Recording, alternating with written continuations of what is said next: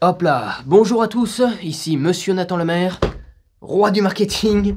Oh là là, ça a tout fait trembler. Aujourd'hui, je vous fais une vidéo pour m'assurer de votre réussite. C'est une vidéo qui m'est venue à l'esprit en lisant le livre Réfléchissez et devenez riche, probablement mon livre préféré.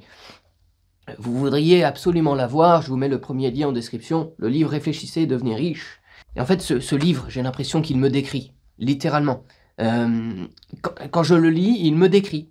Donc si vous voulez avoir la même mentalité que moi, eh bien, c'est écrit dans ce livre, tout simplement. Réfléchissez, devenez riche. Il coûte que 7 €, donc voilà. Pour les plus pauvres d'entre vous, ça ira. Et dans ce livre, page 97, il y a quelque chose qui m'a titillé l'esprit. Et je me suis dit, tiens, je pourrais en faire une vidéo pour aider les entrepreneurs comme vous à réussir dans la vie. Et probablement, même si vous n'êtes pas entrepreneur, vous avez besoin de ces 31 façons d'échouer pour ne pas les faire, justement. Hein, pour être au courant de ces 31 façons d'échouer et ne pas les faire. Vous savez, la vie consiste à ne pas échouer. Déjà, quand vous n'échouez pas, vous avez déjà pas mal réussi. Je veux dire, si vous arrivez à plus de 50 ans, que vous n'êtes pas alcoolique, que vous n'êtes pas en surpoids et que vous ne fumez pas, là déjà, vous avez dépassé la plupart des gens. 80% des gens. Hein, et que vous n'êtes pas endetté aussi, là déjà vous êtes bien. Vous n'avez pas échoué. Vous n'êtes pas forcément réussi, mais des fois ne pas échouer, c'est réussir. Voyez, par effet de miroir. Et ces 31 façons d'échouer. Donc c'est parti, donc je vais vous lire les 31 façons d'échouer, je vais vous donner mon avis, mon expérience par-dessus tout. Je vais vous l'expliquer, parce que parfois c'est incompréhensible. Alors c'est parti. 31 façons d'échouer. Essayez de toutes ses forces et échouer. Voilà l'une des plus grandes tragédies humaines. Tragédie en effet si l'on compare le très grand nombre de gens qui échouent à celui très limité de ceux qui réussissent. J'ai pu étudier le comportement de plusieurs milliers d'hommes et de femmes, dont 98 étaient considérés comme des ratés. J'en ai conclu qu'il existe 31 grandes raisons d'échec et 13 principes primordiaux qu'il faut connaître et appliquer pour faire fortune. Voici la liste des 31 causes d'échec. Analysez-la, point par point, et tâchez de découvrir parmi ces causes celles qui vous barrent la route du succès. Voilà.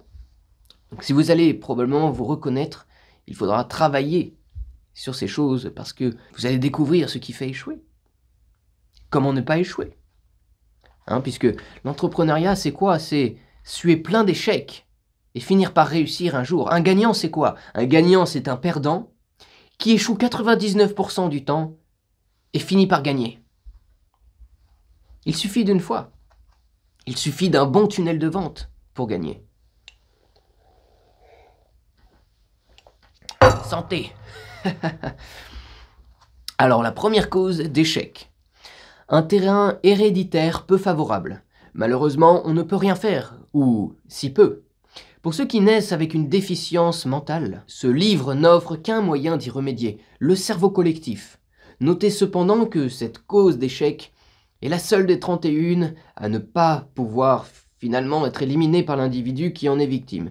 Ok, donc en gros, si vous avez la moitié de votre cerveau ou que vous avez un problème mental depuis votre naissance, ou que vous avez eu un accident et il vous manque la moitié du crâne, oui bon là ça va être compliqué de réussir, effectivement. Mais bon, faut pas se trouver d'excuses non plus. Hein. Et le seul moyen de remédier à un cerveau qui est à moitié pété, c'est de faire appel à d'autres cerveaux, donc à des cerveaux collectifs, et à de créer une équipe, et dans une direction, et finalement y arriver. Un terrain héréditaire peu favorable. Il y en a certains qui disent « Oui, on est dans ce monde, on n'a pas choisi. » Non, on n'a pas choisi là où on devait naître. Ça se trouve, on aurait pu naître en Afrique. Ça se trouve, on aurait pu... Non, je ne suis pas d'accord du tout avec ça. Vous n'êtes pas né en Afrique parce que vos parents étaient en France. Pour moi, c'est complètement... Et j'entends des personnes dire « Oui, mais tu aurais pu naître en guerre en Palestine. Tes parents ne sont pas palestiniens. Donc, tu n'aurais pas pu naître là-bas. » Hein, voyez. Bref, tu es né à cet endroit parce que tes parents ont fait des choses dans un lit. Et donc, tu es né à cet endroit. Hein. Tu n'es que la descendance de tes parents. Tu es ton père en plus jeune, ta mère en plus jeune. C'est ce que tu es. Moi, je suis mon père en plus jeune. Et l'objectif, c'est de faire mieux, d'honorer ses parents. Voilà, c'est ma philosophie, mais dans tous les cas, c'est la bonne philosophie. Bref, j'écrirai un livre, on en parlera dedans, bientôt. Enfin non, le livre sortira probablement dans 5 ans, donc on verra ça plus tard. Bref, deuxième raison d'échec, pas de but défini. Il n'y a aucun espoir de succès pour celui qui n'a pas de but défini. 98% des personnes dont j'ai étudié le cas n'en avaient pas. C'est probablement la cause directe de leur échec. Si vous n'avez pas de but défini, vous ne savez pas où aller. C'est vrai que si vous n'avez pas de but défini, ça risque d'être compliqué. En réalité, vous ne pouvez pas réussir sans but défini. Il vous faut absolument cet objectif, cette étoile polaire. Il faut définir vos objectifs pour avancer direction cette étoile polaire. Parce que si vous n'avez pas d'objectif, c'est comme aller dans un aéroport, prendre un vol au hasard et se retrouver en Afrique. Et dire « Oh, attends 2 secondes. Je voulais pas être en Afrique. Je voulais être en France. » Bah voilà. Les gens se réveillent et se disent « Oh, je voulais pas être à cet endroit, je voulais être là. » C'est parce que vous devez définir un objectif dès le début. Dès le début. Okay. Donc, un but bien défini. Numéro 3. Le manque d'ambition pour s'élever au-dessus de la médiocrité. Celui dont l'indifférence est telle qu'il ne désire ni se dépasser ni payer le prix de l'effort, celui-là n'a aucune chance de réussir. Il ne faut pas rester dans sa zone de confort. Votre but en tant qu'être humain, c'est de rentrer dans la zone que j'appelle la zone d'expansion. La zone d'expansion, c'est la zone d'inconfort, c'est sortir de sa zone de confort. Et plus vous êtes dans la zone d'expansion, et plus vous prospérez. J'ai fait un schéma sur le tableau que je vais vous montrer. Allez, c'est parti, on va vous montrer ça. Zone de confort, zone d'expansion. Ce schéma est tout droit sorti de la Bible, en réalité. Et ça, c'est la zone de confort. Ça, c'est les hauts, les bas qu'on a dans la vie. Tac, tac, tac, tac. Et parfois, on sort de notre zone de confort. On y va, on va au combat. Et donc, paf, c'est difficile. Hein?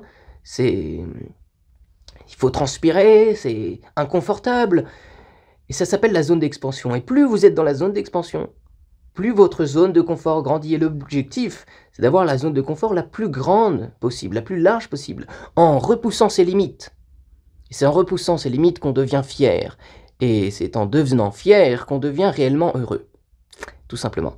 Et ça, c'est un autre schéma. Le chemin du paradis ressemble à l'enfer et le chemin de l'enfer ressemble à celui du paradis. Il faut faire les choses difficiles pour aller au paradis et c'est en faisant les choses faciles qu'on arrive à l'enfer. Tout simplement. Donc ça, c'est la Bible. Hein. Le schéma, c'est explication de la Bible en 2 schémas. Donc numéro 3, le manque d'ambition pour s'élever au-dessus de la médiocrité.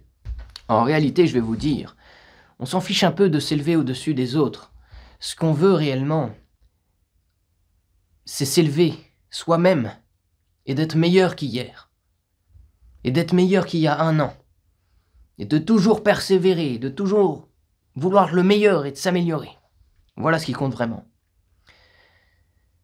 C'est une histoire que je raconte souvent lors de mes interviews. Mais ce qui a déclenché le fait que j'ai voulu m'élever au-dessus de la médiocrité, donc ça coïncide parfaitement au niveau 3, c'est quand j'ai eu un sentiment de souffrance. Et vous connaissez l'histoire, lors du confinement.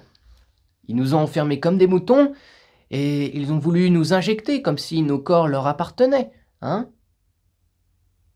Et avec leur arrogance, eux, ils rigolaient. Et moi, ça m'a pas fait rire. Et pendant qu'ils nous enfermaient, je ne pouvais pas aller voir mes proches. Et j'ai souffert. J'ai souffert. Et je me suis fait une promesse. À partir de ce moment-là, je ne serai plus soumis. Je n'accepterai plus la médiocrité. Et je reprendrai mon propre pouvoir et ma propre liberté. Donner le meilleur de moi-même. Et devenir l'arme. L'arme indestructible. Que rien ni personne ne pourra contrôler. Parce que je vais vous dire quelque chose. Si vous ne voulez pas vous élever au-dessus de la médiocrité, vous cessez de vivre. Et vous allez périr dans une vie, dans un coin oublié. Et vous allez souffrir le reste de votre vie. Alors oui, donner le meilleur de soi, sortir de sa zone de confort, tout ça, c'est difficile. C'est inconfortable. Mais être dans la médiocrité, c'est pas inconfortable peut-être? Donc choisissez. L'entrepreneuriat, c'est difficile, mais la médiocrité, c'est encore pire. Parce qu'à la fin, tu souffres, ouais, mais il y en a un où t'es fier d'avoir souffert. T'as choisi. Et l'autre où t'as subi. Alors, faites vos choix. Et moi, j'ai fait le mien. Donner le meilleur de soi. Et avoir de l'ambition. Et être dans l'amour. Ni dans la honte, ni dans la haine, ni dans la jalousie, ni dans la vengeance, mais dans l'amour. Ils ont voulu me détruire. Ils ont fait de moi un monstre. Ils ont voulu m'enfermer. Ils ont fait de moi un monstre d'amour. Et ma vengeance sera terrible. Ma vengeance d'amour sera terrible. Je vais leur défoncer la gueule avec de l'amour. Ce sont comme des vampires, dès qu'on leur rapporte de l'amour, ils sont... Ah, les gens pensent que l'amour est une faiblesse. Si seulement vous saviez, si seulement vous saviez. Bref, numéro 4, allez c'est parti, faut que j'y aille. Une instruction insuffisante. C'est un handicap auquel on peut facilement remédier. L'expérience a prouvé que les personnes les plus instruites étaient souvent celles qui s'étaient instruites seules. Pour avoir de l'instruction, il faut plus qu'un diplôme universitaire. Est instruit celui qui a appris à obtenir ce qu'il veut de la vie sans pour autant léser les intérêts d'autrui. L'instruction est moins une question de connaissances théoriques que de connaissances pratiques et efficaces.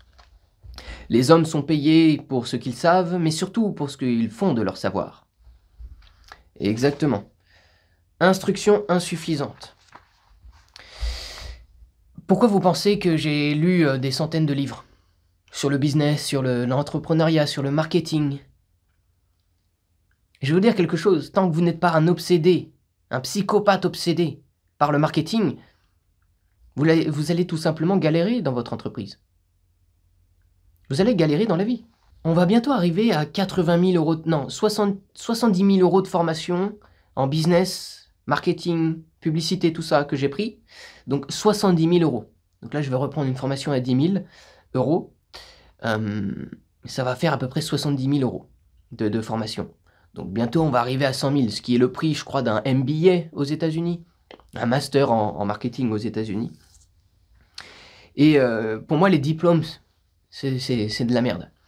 Ce qu'il faut, c'est devenir autodidacte. Vraiment. Vous apprenez quelque chose, vous le mettez en action sur le marché. C'est bien d'accumuler toute cette connaissance, mais cette connaissance est inutile si on n'applique pas. Vous savez, mon programme Marketing Flix, c'est le chemin où vous regardez une technique, vous regardez une vidéo, un cours, et directement après, vous l'appliquez dans votre entreprise. Mais c'est pas Netflix. C'est Marketing Flix and Build. C'est pas Netflix and Chill où on regarde tout et hop là, rien ne se passe. Non, non, non. Vous regardez un contenu, vous appliquez directement. Sans perdre de temps. Donc c'est bien d'apprendre, mais il faut agir aussi parce que toute cette connaissance ne sert à rien si vous n'agissez pas. Ok, mais vous savez, je passe aussi... Tiens, je vais continuer, je vous le dirai après. Alors, numéro 5, le manque d'autodiscipline. La discipline vient de la maîtrise de soi. Avant de pouvoir contrôler les circonstances, vous devez savoir vous contrôler vous-même. La maîtrise de soi reste le travail le plus dur de tout homme. Si vous ne conquérez pas votre être, vous serez conquis par lui. Vous verrez dans votre miroir à la fois votre meilleur ami et votre pire ennemi. Voilà, le manque d'autodiscipline. Si vous voulez conquérir le monde, c'est très bien, mais commencez par vous conquérir vous-même. Moi, j'ai une technique d'autodiscipline qui est vraiment bien. Et qui est tout droit sortie du marketing. Donc le marketing, c'est bien pour s'auto-persuader. C'est en fait, vous savez, dans la psychologie comportementale, ce qu'on veut faire, c'est éloigner les gens de leur misère, de leur douleur, et les amener vers le plaisir, vers les réussites, hein, vers l'objectif souhaité. Et dans la psychologie, on peut faire pareil. C'est qu'on peut se persuader soi-même. C'est si je n'agis pas aujourd'hui, je périrai sous la misère d'une vie ratée. La douleur de l'inaction, et pire, me fait plus souffrir que la douleur de l'action. Ne pas souffrir me fait plus souffrir que souffrir. Et en réalité, quand on pense comme ça, l'autodiscipline, même pas besoin d'autodiscipline. Donc moi, pour m'autodiscipliner, c'est très simple. Je pense à ce que je vais avoir si je fais cette action, et surtout à ce que je vais fuir, les douleurs que je vais fuir, les misères que je vais éviter si je fais cette action. Et là, automatiquement, étant donné qu'on est tous des feignants, faut le dire, on est tous des feignants, eh bien on va automatiquement faire l'action qui est bonne pour nous. Et ne rien faire sera très douloureux parce que vous savez que si vous ne faites rien, vous allez périr dans cette misère. Et on a ce plaisir que vous allez obtenir. Donc, numéro 5, le manque d'autodiscipline, c'est exactement le schéma que je vous ai montré au début de cette vidéo. Le chemin de l'enfer est celui qui ressemble au paradis, et le chemin du paradis est celui qui ressemble à l'enfer. Numéro 6, la mauvaise santé. La vraie réussite appartient à ceux qui sont en bonne santé. La maîtrise et le contrôle de soi peuvent éliminer de nombreuses causes de maladies, dont une alimentation trop riche, la mauvaise habitude de penser négativement, les excès sexuels, le manque d'exercice physique, une mauvaise respiration empêchant une oxygénation adéquate. Ouais, c'est sûr que si vous êtes en mauvaise santé, vous savez c'est quoi la formule du succès? C'est concentration, fois énergie, fois temps, égale réussite, égale votre résultat. Mais il y a énergie. Et si vous êtes en mauvaise santé, vous aurez beaucoup moins d'énergie. Et donc, vous n'aurez moins de résultats. C'est pour ça que, personnellement, je fais 10 000 pas par jour. C'est pour ça que je mange sainement. Je mange bio, je mange des œufs, du poulailler, parce que j'ai un poulailler, donc je vais chercher les œufs tous les matins. C'est des œufs bio. Et c'est vraiment très bon. Et c'est un super aliment.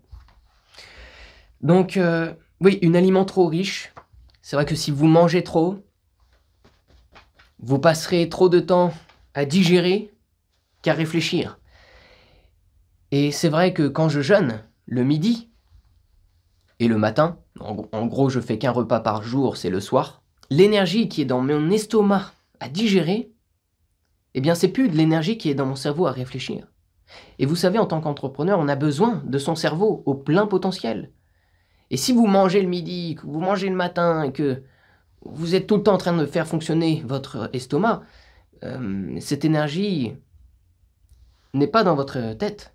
Donc mangez sain, mangez sainement et faites du jeûne. Voilà. Boule pleine et ventre vide feront de toi un surhomme. Ensuite, la mauvaise habitude de penser négativement, ça c'est pareil. Dès que personnellement j'ai une pensée négative, hop là, je la prends, on la jette et on la remplace par une pensée positive. Parce que si vous pensez trop au négatif, eh bien, il va prendre de la place sur le positif et vous allez être attiré vers ce négatif et vous allez échouer. Donc oui, il ne faut pas penser négatif. Alors oui, c'est vrai qu'il faut parfois affronter ses peurs, il faut parfois penser au scénario du pire. Qu'est-ce qui vous arrive si, je sais pas, votre Stripe il saute? Qu'est-ce qui vous arrive si vous faites faillite? Qu'est-ce qui vous arrive? Comme ça, vous affrontez vos peurs, vous dites, ok, qu'est-ce qui arrive dans ce cas-là? Ok. Ouais, je pourrais recommencer mon entreprise. Ouais, et alors? Ouais, c'est bon. tout va bien. Qu'est-ce qui arrive si tout est détruit dans la France et que tous les business du monde sont détruits et que tout est détruit chez moi aussi et je recommence à zéro? Bah on recommence. Ouais, ok, bah voilà. Ça c'est pas mal, ça c'est pour les habitudes des gens qui ont peur de perdre. Dans tous les cas tu recommences, donc t'as plus peur quoi. Donc ouais, les habitudes de penser négativement. Et j'en ai vu énormément, hein, des réussites, des échecs personnellement aussi, et tous ceux qui ont échoué pensaient négativement. Même 10% de leur temps, ils pensaient négativement et c'est déjà trop. Et ça détruit, ça vous détruit. Il faut penser positif, c'est obligé. Vous devez penser positif tout le temps. Sinon, c'est la porte vers l'échec. Ensuite, le manque d'exercice physique. Bah ça c'est sûr, hein. Si vous ne bougez pas, il faut oxygéner son corps, il faut bâtir ses muscles, tout ça. Ensuite, une mauvaise respiration empêchant une oxygénation adéquate. On respire. Et voilà, c'est sûr. Et alors, numéro 7. Les mauvaises influences pendant l'enfance. Dans la plupart des cas, la tendance au crime se développe pendant l'enfance, au contact d'un entourage malsain et par de mauvaises fréquentations. Ouais, les mauvaises influences durant l'enfance, c'est vrai. Bon, là, c'était pendant votre enfance, donc vous n'avez plus vraiment de pouvoir là-dessus, étant donné que c'est déjà passé. Mais vous pouvez quand même vous reprogrammer mentalement pour détruire toutes ces croyances négatives des mauvaises influences que vous aviez eues durant votre enfance. Hein, moi, je me souviens qu'au collège, j'avais un groupe de potes, donc tout se passait bien, machin, et puis un jour, ils ont commencé à juger. À juger monsieur avec ses chaussures, à juger celui-là, oh regarde sa tête de chèvre, oh regarde celui-là, il est chauve, oh regarde le prof, il a bégayé, oh machin. Et ça critiquait, ça, oh là là là là là là. J'ai arrêté de les fréquenter. Et finalement, j'ai arrêté de fréquenter tous ceux qui étaient dans des énergies négatives. Donc vraiment, si vous avez des groupes de potes ou des proches qui sont tout le temps dans le négatif, il faut s'en éloigner. Ah, c'est difficile. Choix difficile pour une vie facile. Il faut s'éloigner de ces gens-là. Mais si c'est votre famille, ne vous éloignez pas de votre famille. Qu'est-ce que vous racontez? Il y en a qui disent « Ouais, ma mère, elle pense négativement, alors je devrais ne plus jamais la voir. » Qu'est-ce que tu racontes? Ta mère, c'est toi en plus vieux. Hein? Tu es ta mère en plus jeune. Et en homme, si t'es un homme. Donc ta mère, c'est toi. Ton père, c'est toi. Tes parents sont toi, en plus vieux. Donc si ta mère pense négativement, c'est toi qui penses négativement. Prendre ses responsabilités. Bon, les mauvaises influences pendant l'enfance, ça c'est pareil. Hein. Pour vos enfants, vérifiez leur fréquentation. Ne mettez pas vos enfants dans un collège, dans le 93, dans le 95, dans ces banlieues éclatées. Il faut au moins aller, je sais pas, dans un truc privé, qui soit chrétien, catholique. Ou alors il faut ouvrir une école, comme a fait Elon Musk. Hein. Je veux dire, dans tous les cas, les mauvaises influences pendant l'enfance, si vous aviez eu ça, eh bien reprogrammez-vous mentalement, détruisez toutes ces croyances négatives, et ensuite vous allez passer au-dessus, tout simplement. Ensuite, numéro 8, de cause d'échec, l'hésitation. C'est l'une des causes les plus courantes d'échec. L'hésitation du vieil homme veille en chacun individu, prête à gâcher toute chance de succès. La plupart des êtres arrivent au bout de la vie sans avoir entrepris quoi que ce soit, car en vain, ils ont attendu le bon moment. Ne les imitez pas, le bon moment ne vient jamais. Mettez-vous immédiatement à l'ouvrage avec les outils dont vous disposez, peu à peu vous en trouverez de meilleurs outils. C'est sûr que l'hésitation, c'est pareil, je vois tellement de personnes qui étaient à deux doigts de venir dans mon programme se former en marketing, Marketing Flix. Et puis, je sais pas, genre, un mois, il est toujours pas venu. Je fais, bah qu'est-ce que tu fais? Ah ouais, je viendrai à la fin de l'année. D'accord? À la fin de l'année, je le vois toujours pas. Qu'est-ce que tu fais? Ah, je viendrai dans 6 mois, lorsque ma voiture sera réparée. Ok. Donc ça, 6 mois plus tard, il est toujours pas là. 1 an plus tard, il est pas là. Vous imaginez? si vous êtes tellement dans l'hésitation que vous attendez toujours le bon moment, imaginez votre vie toujours la même dans 6 mois.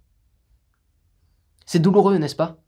Imaginez que si dans 6 mois c'est toujours la même chose, imaginez dans 1 an, toujours la même chose. Vous n'avez toujours pas bougé. Puis si vous restez comme ça pendant 1 an, pourquoi pas dans 10 ans? 10 ans, vous n'avez toujours pas bougé d'un poil. Ressentez cette douleur. Ça fait mal. Et si, en 10 ans, vous n'avez toujours rien fait, pourquoi allez-vous faire quelque chose le restant de vos jours? C'est pour ça qu'il faut passer à l'action. Il faut y aller. Ok? Faut pas hésiter. Il n'y a pas de place pour l'hésitation. Il faut foncer, parce qu'on est déter. Et le bon moment ne vient jamais. C'est vrai, il faut y aller. Il faut y aller, faire avec ce qu'on a, et on s'améliore avec le temps. Il faut arrêter de se trouver des excuses. Et on commence tous petits, et c'est normal. Et plus ça va, plus on s'améliore. C'est le but, c'est le jeu. Mais le monde appartient à ceux qui persévèrent, et ceux qui y vont. Bref, numéro 9. Le manque de persévérance. Tiens, ça coïncide parfaitement. En général, nous commençons assez bien ce que nous entreprenons, mais nous le finissons mal. Nous avons tendance à abandonner prématurément. Rien ne peut remplacer la persévérance. Celui qui en fait son mot d'ordre découvre que le vieil homme de l'échec se fatigue à la longue et s'efface. L'échec ne peut rivaliser avec la persévérance. Vous allez tellement persévérer que vous allez plier la réalité jusqu'à ce qu'elle cède. Vous savez, plus d'une centaine de fois j'ai pensé à abandonner. Et pourtant je ne l'ai pas fait. Parce que je sais très bien que la persévérance est la clé. La clé de tous les succès. Le mec de KFC là, qui a fait plus de 1000 restaurants, il est allé voir plus de 1000 restaurants pour proposer sa recette. Et à chaque fois c'était non. Et au bout de la 1000e fois, quelqu'un a dit oui. Et il avait 60 ans. Et toute sa vie, il avait essayé. Et il a réussi finalement à 60 ans. Si vous toquez assez longtemps à la porte, quelqu'un finira par vous ouvrir.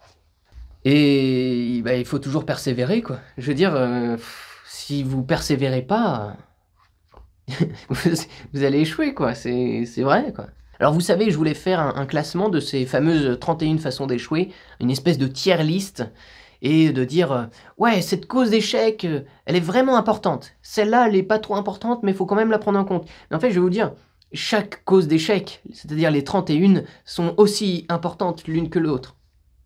Et si vous avez dans votre vie une seule cause d'échec, vous ne pourrez pas réussir. Donc il faut vraiment éliminer toutes ces causes d'échec, les 31. Et il faut persévérer. Ensuite, numéro 10, une personnalité négative. Une personnalité négative repousse plutôt qu'elle n'attire. Comment pourrait-elle attirer la réussite? Le succès vient par l'application du pouvoir et le pouvoir s'obtient grâce à la coopération de tous. Or, une personnalité négative n'engage pas la coopération. Ça, j'en vois beaucoup en ce moment jouer sur les peurs des gens, en pensant que ça va les attirer. Non, non, non. C'est le positif qui attire les gens. C'est le positif qui élève. Et j'ai un ami qui est un grand entrepreneur français, que la plupart connaissent, qui avait une personnalité négative. Et il a fini par échouer. Pourtant, il était très intelligent, mais parce qu'il avait une personnalité négative, il a fini par échouer. Malheureusement. Donc voilà, vous devez devenir une personne positive pour réussir. Numéro 11. L'impossibilité de contrôler ses instincts sexuels.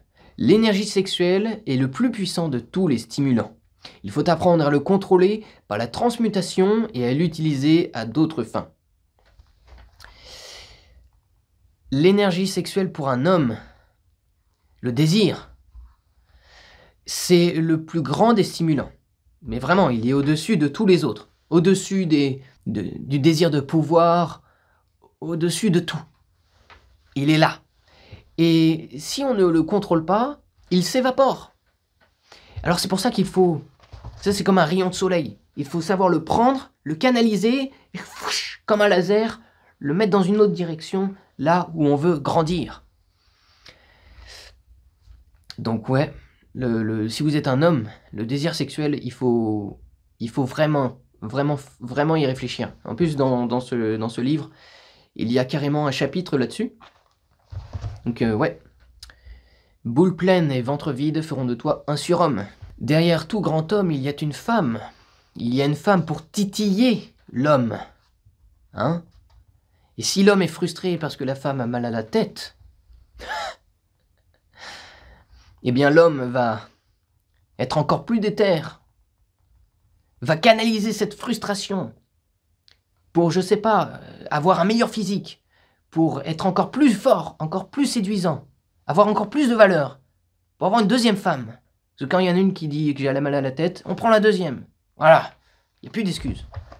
Bon, ça c'est la nature de l'homme. Moi j'ai réussi à quand même transmuter ces instincts et à l'utiliser à d'autres usages. Donc par exemple, je veux développer mon entreprise. J'arrive à développer mon entreprise grâce à ces instincts, à développer mon corps grâce à ces instincts, à développer mon esprit. Et quand j'essaye de me motiver, il y a toujours l'instinct, le désir et l'instinct sexuel qui est quelque part. Il est toujours là. Bref, allez. Numéro 12, le désir incontrôlé de gestes gratuits. Bon, alors ça, j'avoue que j'ai pas bien compris ce que ça voulait dire. L'instinct du jeu conduit des millions de gens à leur perte. Une étude de Crash de 1929 montre que des millions de personnes essayèrent à ce moment-là de gagner de l'argent en jouant leur stock de provisions. Ah, donc en gros, les jeux d'argent. Ouais, bon, il y a peut-être une faute ou alors j'ai pas compris, mais ouais, bon, en gros, il faut pas jouer aux jeux d'argent, le trading, tout ça, on oublie. Et vous savez, le crash de 1929, c'est parce que c'était après la guerre, la Première Guerre mondiale, donc les Américains, ils étaient là, ouais c'est bon, on a fini la guerre, maintenant il faut profiter de la vie, vous savez, on profite de la vie, on va à des soirées, on arrête de travailler, et donc en 1929, quand on arrête de travailler, on n'a plus de résultats, on n'a plus de récompenses, et donc tout se crache la gueule. Première chose. Et deuxième chose, c'est vrai que dans les années 1920, le dollar n'était plus corrélé à 100% à l'or. C'est qu'ils ont dit, à l'époque, on pouvait échanger $1 en son équivalent en or. C'est-à-dire que le dollar, c'était juste de l'or, mais en format papier pour pouvoir l'utiliser beaucoup plus facilement. Puis en 1920, ils se sont dit, tiens, on va le corréler qu'à 60%. C'est-à-dire que maintenant, $1, c'est 60% d'or. Et puis après, en 1970, ils sont arrivés et se sont dit finalement, le dollar n'est plus corrélé à l'or. Donc il n'est plus adossé à l'or. Donc il est adossé à quoi? Le dollar est adossé à quoi? S'il n'est plus adossé à l'or, il est adossé à quelle valeur? Au papier? Ouais, bah ouais. Le vrai dollar est adossé juste à la feuille de papier. Et c'est pareil pour l'euro. C'est pareil pour l'euro. Mais c'est de la merde, ça va se cracher la gueule. C'est pour ça que j'investis massivement dans Bitcoin. Mais c'est vrai que l'instinct du jeu, donc tout ce qui est casino, l'euro-million, toutes ces conneries, non mais sérieusement, la spéculation, hein, c'est Warren Buffett et Charlie Munger qui disent n'essaye pas de spéculer, essaye pas de voir qui va prendre la place sur qui, non, investis simplement dans ce qu'il y a de meilleur. T'investis pas dans ce qui pourrait monter ou descendre, non, t'investis dans ce qu'il y a de meilleur. Peu importe si le truc est surévalué, t'investis dans ce qu'il y a de meilleur. T'investis pas dans un truc qui pourrait monter éventuellement, non, t'investis dans ce qu'il y a de meilleur. Et ça, beaucoup de gens l'ont pas compris. Je vois des gens qui se disent experts de la finance, hein, avec l'investisseur intelligent et Warren Buffett et machin, qui disent totalement l'inverse des plus grands investisseurs de la planète. Et ça me fait rire, parce que tout le monde les suit comme ça, comme si de rien n'était. Bref, numéro 13, le manque de décision. Les hommes qui réussissent prennent des décisions rapidement. Ceux qui hésitent vont d'échec en échec. L'indécision et l'hésitation sont deux sœurs jumelles. Quand on trouve l'une, on trouve l'autre. Détruisez-les avant qu'elles ne vous entraînent à l'échec. C'est vrai que quand on est entrepreneur, il faut apprendre à se décider rapidement. Il n'y a pas de place pour les hésitations. Si c'est un choix très important pour votre vie, là ok, prenez le temps, faites le pour, le contre, machin, prenez en compte tout plein de dimensions différentes. Mais si c'est une petite décision, il faut y aller rapidement. Et plus vous les pratiquez, plus vous faites de choix, et plus ça va devenir automatique. Plus vous savez dans quelle direction il faut aller. Parce qu'automatiquement, vous pensez à tous les facteurs de cette décision. Les pensées long terme, tac, la cohérence, etc. Numéro 14, les 6 formes fondamentales de la peur. Donc voilà, il faut absolument les maîtriser. C'est un chapitre du livre à la fin. Personnellement, j'ai travaillé sur toutes mes peurs. J'en ai plus. Je n'ai qu'une peur. Et je crois que c'est la bonne peur qu'il faut avoir. La seule peur que j'ai, c'est de mourir avant d'avoir fait ce que j'aurais dû faire. C'est la seule peur que j'ai. C'est de mourir avant d'avoir accompli ce que j'aurais dû accomplir. Et pour battre cette peur, il faut accomplir les choses. Et donc il faut se donner au maximum. Donc attendez, je vais vous dire les 6 peurs fondamentales, c'est à la fin. Ok, alors voici les 6 peurs. La peur de la pauvreté. Donc la peur de la pauvreté, c'est que vous avez peur de tout perdre et de tomber dans la pauvreté. Quand on a une philosophie qui dit que on peut retomber à zéro, on se relèvera, on ira à fond. On n'a plus peur de cette pauvreté. La peur de la critique. Donc il faut en avoir rien à foutre de ce que les gens pensent. Et il faut savoir aller à contre-courant. Et avoir de l'intégrité. Voilà, donc la peur de la critique. Il ne faut pas hésiter à froisser des gens. Parfois même froisser des gens, ça fait rigoler, ça donne du plaisir. Bref. Ouais, c'est pas bien, mais vas-y. Ensuite, la peur de la maladie. En soi, si vous faites du sport, si vous mangez correctement, si vous dormez bien, bon, vous n'avez pas de raison d'avoir de maladie. Mais si une maladie doit arriver, qu'elle arrivera, et puis c'est tout. Ensuite, la peur de perdre l'objet de son amour. Ah, la peur de perdre, par exemple, sa femme, qu'elle meure peut-être, ou alors qu'elle te quitte, par exemple. Eh bien, dans ce cas-là, et si ta femme te quitte, t'en prendras une autre. T'en prendras une autre. Il y en a plein. Voilà. Tout simplement. Donc là, du coup, t'as plus peur de perdre ton amour. Ensuite, la peur de la vieillesse. Ah oui, ça c'est la peur de la vieillesse. Dans ma philosophie de la peur de la vieillesse, je pense que c'est très bien de vieillir, c'est le cycle de la nature, c'est totalement normal. Et dans tous les cas, si tu as des enfants et que tu as laissé un héritage à tes enfants, franchement, tu peux mourir en paix, j'ai envie de dire. Hein. Si c'est eux qui prennent le relais, c'est eux qui prennent ton héritage, c'est toi en plus jeune, tes enfants. Hein. Donc, tu es immortel. Hein, c'est ta façon d'être immortel, c'est ta façon d'aller au paradis. Si tu as fait tout correctement, que tu as fait des enfants, que tu leur as laissé un héritage, tu ne meurs pas. Parce que tes enfants, c'est toi. Ils viennent de toi et de ta femme que tu as choisi. Tu l'as choisi. Donc c'est 100% toi. Tes enfants sont 100% toi. Donc tu peux mourir en paix. Dans tous les cas, les enfants reprendront le trône qui leur appartient de droit. Donc moi, je n'ai absolument pas peur de la vieillesse. Et je sais que quand j'aurai 80 ans et que je vais mourir, sur mon lit d'hôpital, au moment de ma mort, je serai fier. Parce que je serai allé de l'avant. Et que j'aurai persévéré. Et que j'aurais laissé une progéniture, une empreinte et un héritage. C'est le plus important. Donc moi, la peur de la vieillesse, franchement, vous avez peur de la vieillesse si, au contraire, vous ne voulez pas faire d'enfant. Oui, bon, voilà. Et ensuite, la peur de la mort. Donc je n'ai pas peur de la mort, et pour ne pas avoir peur de la mort, il faut tout simplement aller à fond chaque jour et se donner au maximum. Tout simplement.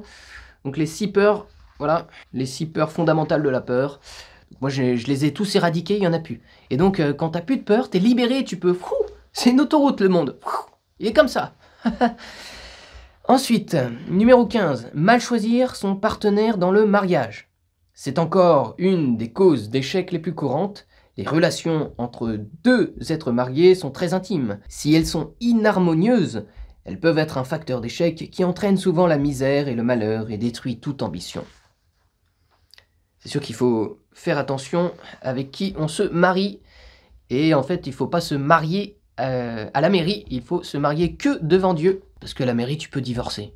Donc ça n'a aucune valeur. Hein. Donc ouais, il faut bien choisir sa femme pour le mariage.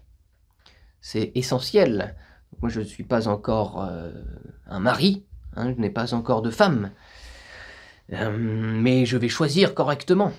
Hein, et pour avoir le choix le plus vaste possible, il faut monter en puissance pour pouvoir choisir la meilleure femme qui existe pour mes futurs enfants et ma progéniture. Je pense qu'on se marie, on se marie pas par amour, je pense qu'on se marie pour assurer sa descendance. Ouais. Donc en gros, choisissez correctement votre partenaire de mariage, ça c'est évident. Et il faut pas que ça soit une décision trop émotionnelle, hein. Faut que ça soit quand même une décision rationnelle. Parce que si vous êtes dans l'émotionnel, vous allez le regretter un jour ou l'autre. C'est ça qu'il faut que ça soit rationnel. Vous rencontrez la femme de votre vie, vous dites, faut qu'elle coche ce critère, ce critère, ce critère, ce critère. Si maintenant il y a un critère qui n'est pas coché ou qui ne peut pas être coché dans la vie, vous allez le regretter. C'est ça qui est. Il faut bien choisir. Numéro 16, trop de circonspection. Celui qui n'ose saisir la chance devra se contenter des miettes laissées par les autres. L'excès de prudence est aussi dangereux que le manque de prudence. Gardez-vous de ces 2 extrêmes. Ils font foncer, mais quand on fonce, il faut quand même être conscient du monde qui nous entoure. Numéro 17, mal choisir ses associés. Voilà bien une des causes d'échec les plus souvent courantes en affaires. Ayez soin, lorsque vous proposez vos services, de choisir un employeur intelligent et heureux en affaires. Nous avons tendance à imiter ceux avec qui nous sommes le plus intimement associés. Choisissez un employeur qui pourrait être un exemple pour vous. Exactement. Donc c'est pareil, si vous avez des clients qui sont négatifs, des clients qui sont dans une mauvaise énergie, il ne faut pas hésiter à les virer. Vous ne les voulez absolument pas, ces clients. Hein. Moi j'ai viré des clients.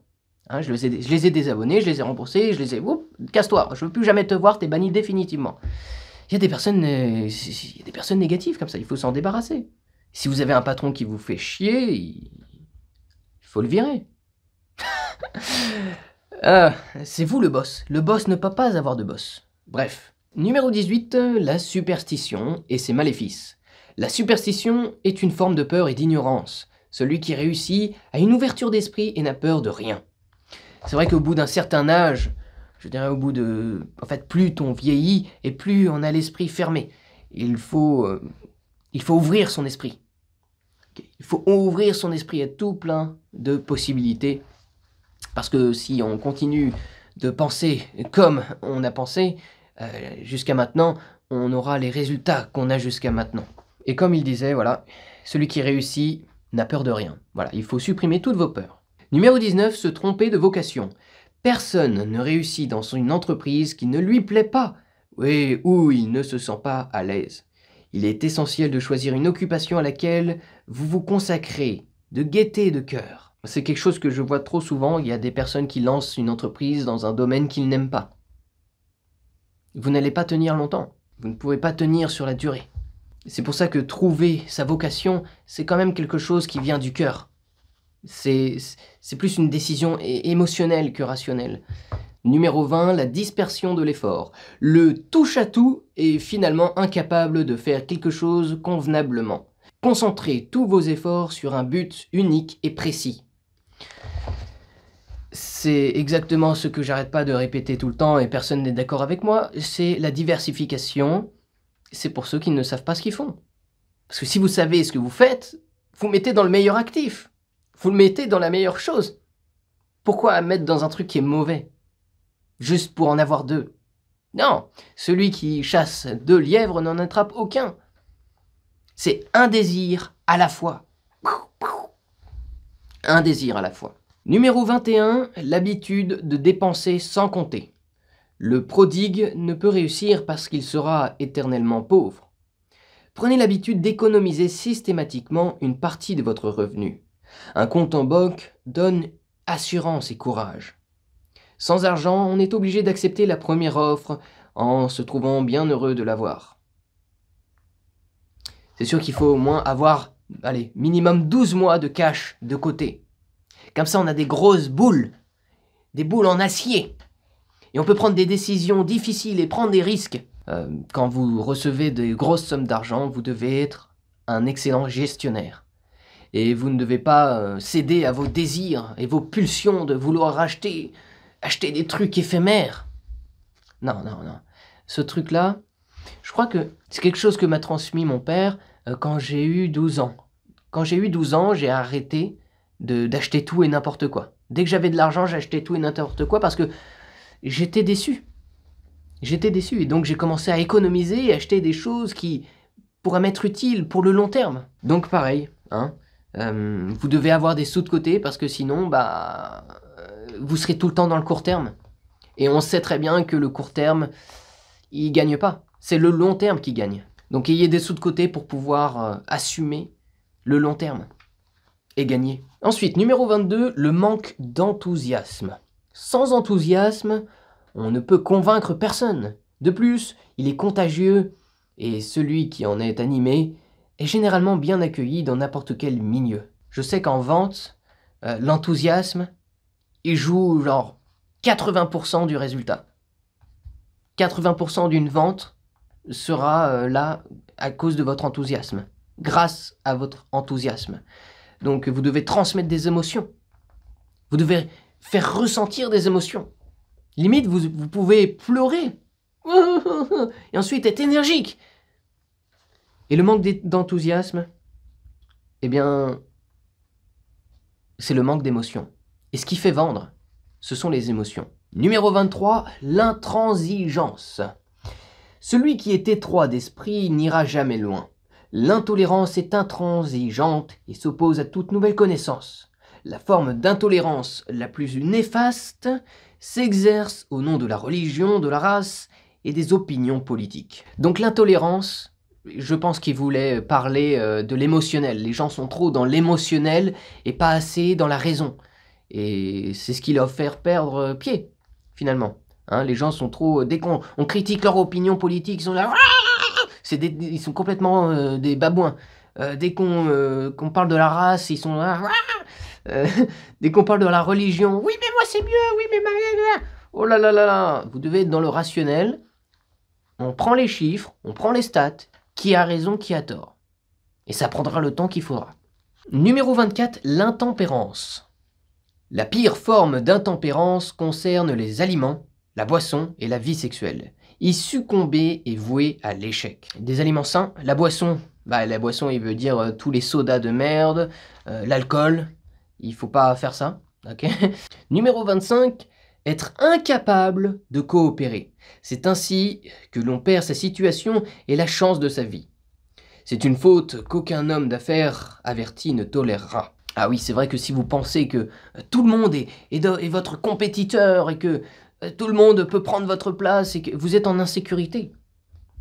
Si vous pensez qu'il y a de la concurrence, vous êtes totalement en insécurité. C'est un signe de faiblesse. Il n'y a pas de concurrence. Il n'y a pas de concurrence et il faut être capable de coopérer. Surtout en business, en entrepreneuriat, en marketing. Ce qui va plus faire grossir votre entreprise, c'est les partenariats stratégiques. Et pour ça, il faut coopérer. Et si vous ne coopérez pas, que vous restez dans votre coin, vous voulez vous faire tout seul, ouais, d'accord. Vous allez bien galérer. Vous allez bien galérer. Donc il faut être capable de coopérer. Numéro 26, la possession d'un pouvoir non acquis par ses propres efforts. Par exemple, les fils et filles d'hommes riches qui héritent de l'argent qu'ils n'ont pas gagné. Le pouvoir est souvent une cause d'échec s'il n'est pas gagné petit à petit. La richesse obtenue d'un seul coup est plus dangereuse que la pauvreté. Tout simplement parce que si vous n'êtes pas prêt à recevoir les choses, vous allez faire n'importe quoi. Vous devez être prêt à recevoir ce pouvoir, à recevoir cette richesse. Vous devez être prêt psychologiquement, mentalement, à recevoir ce qui va vous arriver, sinon vous allez tout faire foirer. Donc là, il prend l'exemple des fils et des filles d'hommes riches qui ont hérité d'une grande richesse qu'ils n'ont pas méritée, qui n'ont pas gagné. Et en fait, c'est la faute des parents. Les parents n'ont pas préparé leurs enfants à obtenir l'héritage. Hein, souvent, ils délaissent les enfants. Non. Souvent, ils n'ont jamais pensé correctement à l'héritage. Ce n'est pas que matériel, c'est aussi dans la tête, l'héritage. Le monde n'est pas assez fou pour récompenser ceux qui ne le méritent pas. Je pense que, oui, il parlait d'héritage. Je pense qu'on doit tous repartir de zéro. On doit tous se faire de nous-mêmes. On doit tous... Peu importe moi, si demain je reçois un héritage de 50 millions d'euros, je ne vais pas y toucher à cet héritage. Je sais pas, je vais le transformer en bitcoin dans un compte et puis on n'y touchera pas. Parce que ce qui compte, c'est de savoir repartir de zéro. Ce qui compte, c'est le chemin, petit à petit, du développement personnel.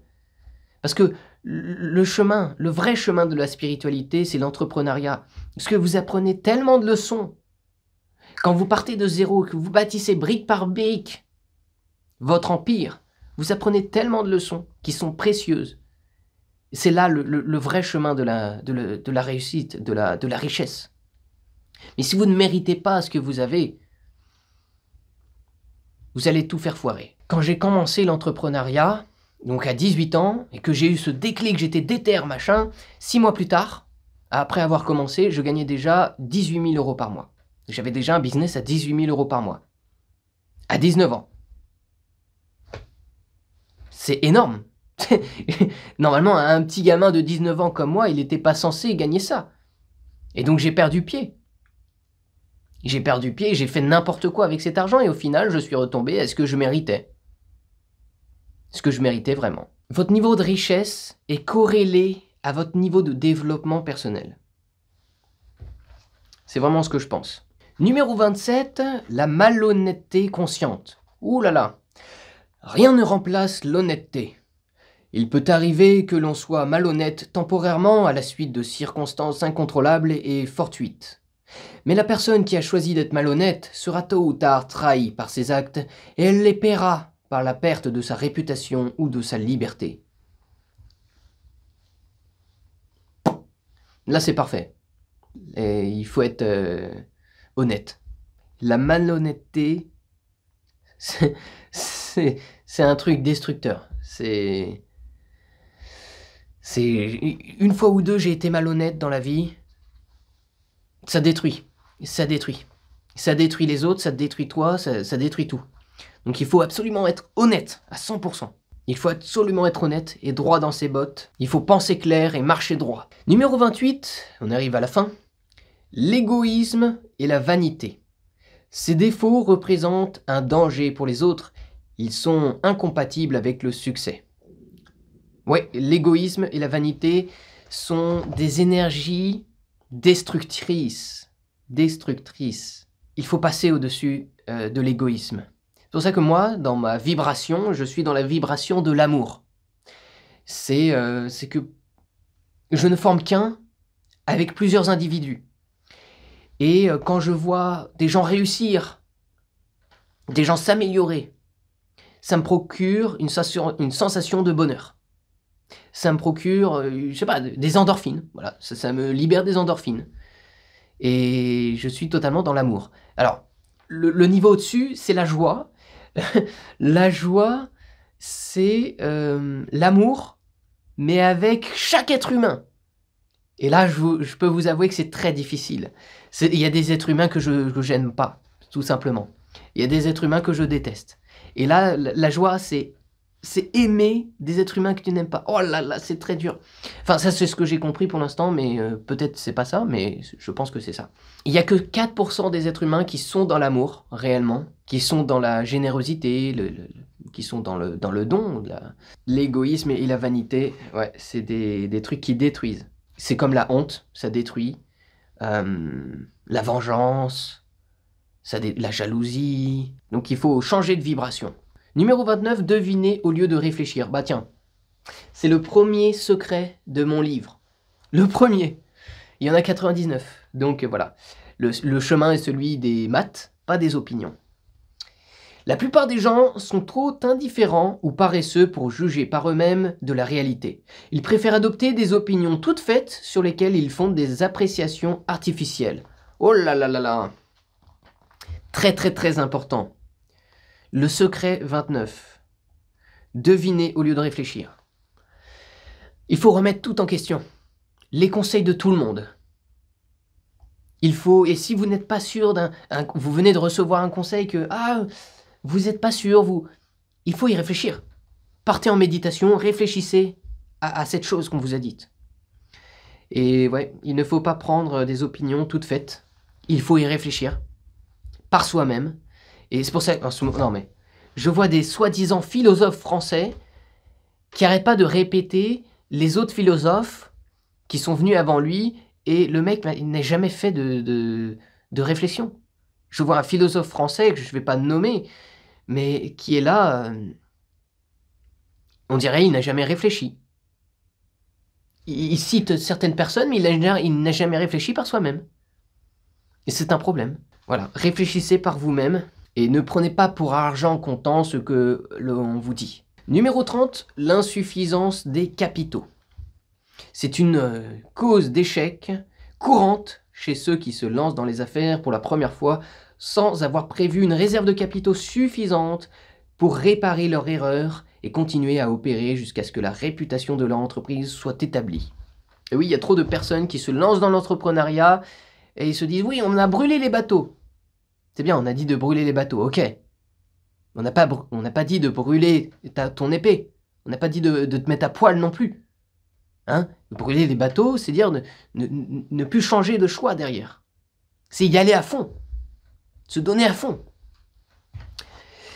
Et oui, pour l'insuffisance des capitaux, bah moi je pense que quand on se lance dans l'entrepreneuriat, il faut gagner 2 à 3 fois plus que son salaire de salarié. Et je pense qu'il faut au moins avoir 12 mois de cash devant soi. Parce qu'on va faire des erreurs. Se lancer dans l'entrepreneuriat, c'est pas facile. Vous allez galérer, vous allez faire des erreurs, des échecs. Et il faut avoir les capitaux nécessaires pour repartir à chaque fois. Okay? Probablement les premières années vont être difficiles. C'est pour ça qu'il faut avoir du cash de côté pour pouvoir repartir. Donc l'insuffisance des capitaux. Donc avant de quitter votre emploi, ayez un business qui vous rapporte déjà plus que votre salaire actuel et ayez au moins 12 mois de cash de côté. Sinon, vous allez devoir retourner dans le salariat et puis ça va être... vous allez finalement vous retrouver 30 ans dans le salariat et vous allez vous réveiller au bout de 60 ans. Vous dites « Ah mince, c'est vrai que je devais retourner dans l'entrepreneuriat. Mais je me suis laissé hypnotiser par le salariat et c'est trop tard. » Ah bah ouais, c'est trop tard mon pote. Numéro 31, autre cause, tout simplement. N'importe quelle cause d'échec dont vous avez été victime ne figure pas sur cette liste. Donc voilà le livre « Réfléchissez, devenez riche », l'un de mes livres préférés. Ah, les causes d'échec, c'est vrai que bah déjà si vous vous débarrassez de ces causes d'échec, par effet de miroir, vous allez réussir. Donc, débarrassez-vous de vos peurs, persévérez, pensez positif, passez à l'action, gardez l'esprit ouvert, mais fermé au négatif, et réussissez et devenez riche. Voilà, réfléchissez et devenez riche. L'un de mes livres préférés. C'était Monsieur Nathan Lemaire. N'hésitez pas à revoir la vidéo du début et à noter chaque chose, chaque manière d'échouer. Et ensuite, vous y réfléchissez. Vous allez vous balader pendant 1 heure, 2 heures. Vous réfléchissez à ce que vous avez entendu. Et vous réfléchissez à, est-ce que c'est dans votre vie actuelle? Est-ce que dans votre vie actuelle, vous avez, par exemple, cette manière d'échouer qu'il faudra supprimer? Et c'est à force d'introspection que vous allez vous rapprocher de la vérité et de la prospérité. Et vous savez, le tableau qui est derrière moi, attends, il y a un reflet, on voit pas très bien. Ah, il y a le reflet. Voilà, si je me mets comme ça, on voit bien. C'est l'apôtre Paul. C'est un tableau de 1660. C'est un tableau de l'apôtre Saint Paul en pleine introspection. Donc ça, c'est son livre d'introspection. C'est pour ça, ce tableau représente l'introspection profonde, ce que vous devez adopter. Je passe 2 heures par jour d'introspection profonde. Je prends mon carnet, je prends un petit stylo, et je vais marcher dans la nature, réfléchir à des sujets, réfléchir à ce que je vais faire, réfléchir à ce qui me bloque, et comment détruire ces choses pour me libérer et aller beaucoup plus loin, tout simplement. Donc voilà, c'était Monsieur Nathan Lemaire. J'espère que vous avez apprécié cette vidéo. Vous avez le livre noir des secrets du marketing qui est dispo gratuitement en description. J'ai réussi à vous le donner gratuitement. Ce livre coûte 37 € normalement, mais vous l'obtenez gratuitement dans la description. Vous cliquez, vous inscrivez. Ce que je vous demande juste, c'est de couvrir les frais d'impression et de livraison. Et à la fin, il y a une partie sur la mentalité. Une partie sur la mentalité qui est très très importante pour le succès. Vous avez ça en description. C'est Monsieur Nathan Lemaire, roi du marketing. Enfin, roi en formation. Roi de France en formation et roi du marketing. Prospérité.